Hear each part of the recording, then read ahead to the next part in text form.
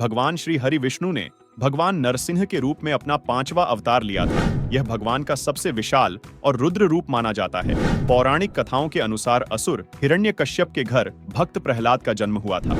प्रहलाद बचपन से ही भगवान विष्णु के भक्त थे और उनकी आराधना में लीन रहते हैं। यह बात हिरण्यकश्यप को बिल्कुल पसंद नहीं थी। हिरण्यकश्यप के राज में प्रजा को भगवान की पूजा करने की मनाही थी, क्योंकि हिरण्यकश्यप स्वयं को भगवान समझता था और चाहता था कि लोग उसे ही भगवान की तरह पूजें। लेकिन प्रहलाद भगवान विष्णु की आराधना करते थे और जब हिरण्यकश्यप को यह पता चला तो गुस्से से आग बबूला हो गया। हिरण्यकश्यप ने प्रहलाद को कई बार समझाया कि वह भगवान विष्णु की पूजा न करें, क्योंकि उसके राज में सभी सिर्फ उसी का पूजन करते हैं। लेकिन भक्त प्रहलाद नहीं माने और भगवान विष्णु की भक्ति में लगे रहे।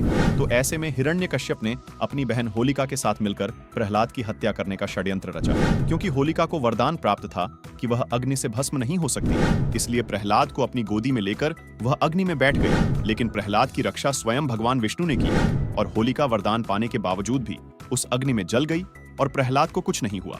जब हिरण्यकश्यप के अत्याचार विष्णु भक्त प्रहलाद पर बढ़ते चले गए, तब प्रहलाद ने भगवान विष्णु को याद किया।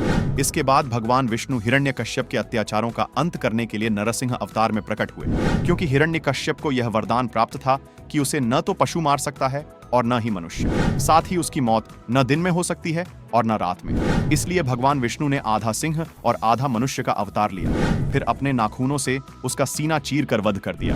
हिरण्यकश्यप का वध उस समय हुआ जब न दिन था और न रात, बल्कि सूर्यास्त का समय था। भगवान नरसिंह ने खंभा फाड़कर अवतार लिया और हिरण्यकश्यप को मुख्य दरवाजे के बीच अपने पैर पर लेटा दिया। शेर जैसे तेज नाखूनों से पेट फाड़कर उसका वध कर दिया। हिंदू धर्म में नरसिंह जयंती का बेहद अधिक महत्व है। भगवान विष्णु जी ने अपने प्रिय भक्त प्रहलाद की रक्षा के लिए यह अवतार लिया था।